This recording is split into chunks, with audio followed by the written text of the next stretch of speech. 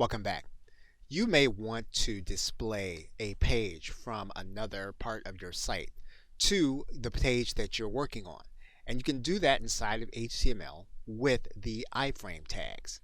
And to do that, we're going to display the iframe tags within the text. So for example, if we were to pick a space in this paragraph and we were to say we want to place a website, or we want to display a website after the word helpful, what we're going to do here is we're going to go to the next line and we're going to insert a string of text here. And when you see the string of text, what you're going to notice is that you have the word iframe, then the source. Now the source is going to be a page from our existing folder.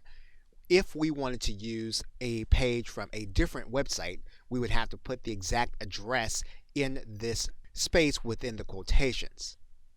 We've also chosen to display this frame at a certain height and width. So we've defined that by pixels. We've placed this at 200 by 300, and we can make this whatever we want it to be. And of course, then we're going to have the closing iframe tag.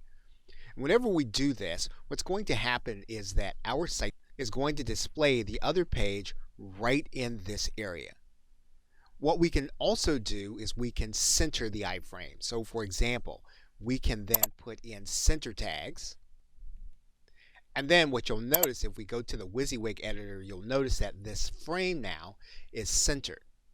So what we're going to do is we're going to upload this image now to our site so that we can take a look at it and we can tell exactly what's happening. And you'll see our frame defined. You'll notice that we have scrolling bars because we made it so that it would display 200 by 300. And we're displaying the entire page.